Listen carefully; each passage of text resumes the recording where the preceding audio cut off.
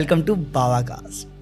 बाबा, आपने जितना हमारे पॉडकास्ट को प्यार दिया है उसके लिए पहली बात बहुत बहुत शुक्रिया, और उससे भी ज़्यादा शुक्रिया इस बात के लिए कि एक पर्टिकुलर पॉडकास्ट है जिसको आपने इतना सराहा, इतना पसंद किया, और आपने बताया कि उस पॉडकास्ट से आपके जीवन में एक अच्छा बदलाव आया है, और वो इतना सकारात्मक था आपके कमेंट्स की वो देवी जी ने हमें दोबारा मौका दिया है कि हम उनके साथ एक वार्तालाप कर सकें। तो उसके लिए मैं सबसे पहले आपको आभार प्रकट करना चाहूँगा।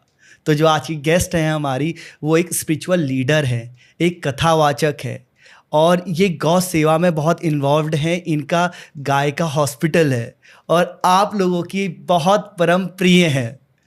तो अब तक आप समझ गए होंगे मैं किन की बात कर रहा हूँ, लेकिन फिर भी मैं उनका नाम लेके उनका स्वागत करता हूँ अपने पॉडकास्ट में। देवी चित्रलेखा जी, बहुत बहुत धन्यवाद आपका।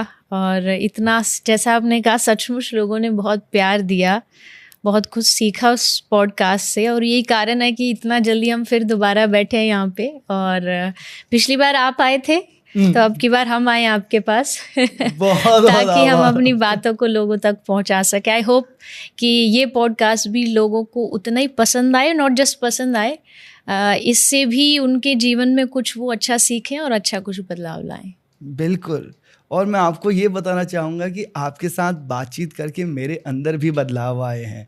जैसे कि एक बहुत छोटी सी बात आपने कही थी कि जब आपको ईश्वर के समीप जाना होगा ना, और तो आपको जप करने के लिए किसी को कहना नहीं पड़ेगा, आपके हाथ में खुद ही माला आ जाएगी, आप जप करने लग जाओगे जी। और अब 2 महीने होने वाले हैं कि मैं रोज सुबह जप करता हूँ। अरे वाह, क्या बात है। तो ऐसे छोटे छोटे बदलाव मेरे अंदर भी यही आए। चाहिए होता है, इससे ज़्यादा इन सब पॉडकास्ट का और कोई एम नहीं है कि हम जो बैठे हैं, हम आपस में भी ये बातें, ये ज्ञान बस लोगों के लिए भी नहीं है, ये हमारे लिए भी है, क्योंकि हम भी उसी प्रोसेस में हैं, वर्क इन प्रोग्रेस है सबका। तो सुन के बहुत अच्छा लगा कि आप उस चीज़ को नोट, जैसा आपने सुना या बस ऐसे ही सुन लिया, मान लिया, और उस चीज़ को आपने अपनाया लाइफ में, तो मुझे बहुत खुशी है। बहुत बहुत धन्यवाद। मैं फर्स्ट हैंड मेरे को इन्फॉर्मेशन मिलती है ना, उसके बाद लोगों तक पहुंचती है, तो पहला बदलाव मेरे अंदर आता है। बिल्कुल बिल्कुल। एक चीज, जैसे हम लोगों ने कृष्ण प्रेम की बात की थी पूरी, और एक कृष्ण जी के बारे में एक सवाल मेरे मन में घूम रहा था काफी जी। कि जैसे एक पुरुष की एक डेफिनेशन है मार्केट में कि वो माचोसा होगा, अपने मतलब एकदम उसके ड्रेस एकदम फीके फीके से कपड़े पहनेगा, है ना, मतलब एकदम दाढ़ी वाड़ी उगा के माचो, एकदम किसी को कुछ दर्द नहीं दिखेगा, परेशानी नहीं दिखाएगा, उसकी सारी हरकतें आदमियों वाली होंगी, वो भी एक लिस्ट बनाई हुई है कि ऐसे ऐसे ही हरकतें कर सकता है। और उसके बाद एक परम पुरुष आ जाते हैं श्री कृष्ण, जो पूरा श्रृंगार भी करते हैं, गले में माला भी पहनते हैं, मोर पंखी भी है मुकुट में। तो अपनी इन सब लीलाओं से उन्होंने पुरुष की डेफिनेशन क्या समझाई इंसान को? देखिए, पहली चीज़ तो जो वर्ड आपने यूज़ किया ना, माचो मैन, उसकी डेफिनेशन कहीं किसी ने लिखी नहीं है, वो हमने अपनी सोच से, समझ से बना ली है। जैसे आपने कहा कि वो ऐसा दिखता होगा, ऐसा करता होगा, या इमोशनलेस, ये भी एक उसमें टर्म आ जाती है कि भाई मर्द हो तो आप रो नहीं सकते, आप अपने इमोशंस को खुल के बता नहीं सकते। पर श्री कृष्ण इसके एकदम ऑपोजिट थे। उन्होंने हर इमोशन को बहुत ही ईमानदारी से निकाल के दिखाया। कृष्ण रोए भी हैं, भगवान होके भी वो रोए हैं, कितनी जगह पर रोए हैं। सुदामा से मिले तब रोए, गोपियों के लिए रोए, पितामह भीष्म के लिए रोए। एक होता पुरुष, कृष्ण परम पुरुष हैं।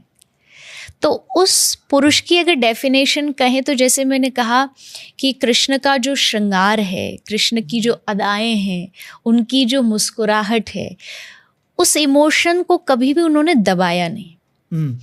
और सोसाइटी में जो हमने एक रूल या एक कंडीशन दे रखी है पुरुष को कि वो अपने इमोशंस को ना दिखाए, वो एकदम गलत है। क्योंकि जब श्री कृष्ण की एक बहुत अच्छी बात मुझे याद आती है उनके श्रृंगार और स्वरूप को लेकर के, रिसेंटली मैंने उसको कहीं सुना या पढ़ा था। एक राजा था जरासंध, जो श्री कृष्ण कंस का ससुर लगता था। तो जब कंस को मारा गया, कृष्ण ने मारा, तो उसने बार बार मथुरा पर आक्रमण शुरू कर दिया। भगवान कृष्ण से बार बार हरा के भगा देते थे। फिर वो अपने एक दोस्त को लाया जिसका नाम था काल्यवन। काल्यवन। उसने कहा कि तू मेरा साथ दे, कृष्ण को हराना है हमें इस बार। तो उस काल्यवन ने पूछा जरासंध से कि मैं कैसे पहचानूंगा कि उस उतनी भीड़ में कृष्ण कौन है, मुझे कैसे पता लगेगा। तो जरासंध था तो दुश्मन, पर उसने बड़ी अच्छी बात कही। उसने कहा कि उस पूरी सेना में जो सबसे सुंदर मुस्कुरा रहा होगा, समझ लेना वो कृष्ण है। तो काल्यवन ने पूछा कि मुस्कुरा तो कोई भी सुंदर सकता है, दुनिया में किसी की भी स्माइल अच्छी हो सकती है, पर कृष्ण ही सुंदर मुस्कुरा रहा हो, ये कौन सी बात हुई। तब जरासंध ने दूसरी बात कही कि सिचुएशन ठीक हो तब तो हर कोई मुस्कुरा सकता है, पर जब युद्ध चल रहा हो, पूरी मथुरा कांप रही है, और उस कांपते हुए में भी अगर कोई एक इंसान खुश होकर मुस्कुरा सकता है तो वो कृष्ण ही हो सकता है। ये है माचो मैन।